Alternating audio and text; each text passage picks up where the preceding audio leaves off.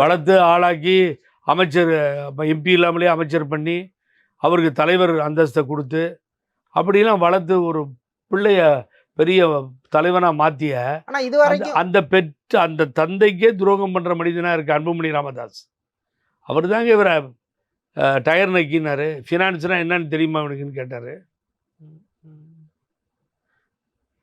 அப்படியே கம்முனு எடப்பாடி பேரை சொல்லிட்டு கம்முன்னு ஆகிட்டார். அவர் எங்கேயாவது புகழ்ந்து பேச தெரியும் அவருக்கு, கொஞ்சம் படித்தவர் இல்லை. ஆனால் அப்பாவுக்கு துரோகம் பண்ணிட்டார். அப்பா அழுகுறாரு இவ்வளோலாம் பண்ணேன் அப்படின்னு. இப்போ பாமகவுக்கு ஒரு 4-5% ஓட்டு இருக்குன்னு வச்சுக்கோங்க. யாருக்கு ஓட்டு போடுவாங்க? அப்பாவுக்கு போடுவாங்க, பிள்ளைக்கு போடுவாங்களா? எனக்கு சொல்லுங்க. பொதுவாக இளைஞர்களை நோக்கி மக்கள் அணி திரள வாய்ப்பு இருக்கு. ஏன்னா நிர்வாகிகள் பெரும்பாலும் அன்புமணி கூட இருக்காங்க. நிறுவனர், கட்சி வளர்த்தவர், உண்டாக்கியவர். அந்த காலத்திலிருந்து இந்த பாமக சரித்திரம் நீங்கள் எடுத்து பார்த்தீங்கன்னா தெரியும் அது எவ்வளோ அதுக்காக கஷ்டப்பட்டாருன்னு. அவர் ஒரு காலத்தில் என் குடும்பத்திலிருந்து யாராவது அரசியலுக்கு வந்தால் உச்சந்தெளிக்க வச்சு அடிப்பண்ணார். திமுக கூட்டணி வச்சுக்கிறத விட அம்மா பக்கத்தில் போய் படுத்துக்கலான்னு ட்ரீட்மெண்ட் கொடுத்தாரு.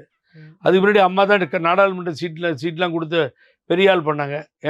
என் தங்கச்சி வீட்டுக்கு வந்து, சகோதரி வீட்டுக்கு வந்து போகிறேன்னு சொன்னார். கட்சியை வாட வைக்கிறதுக்காக இத்தனை சொன்ன சொற்களையெல்லாம் தள்ளி வச்சுட்டு ஒரு பையனை நல்ல நிலைமைக்கு எடுத்துகிட்டு வந்தார்ல.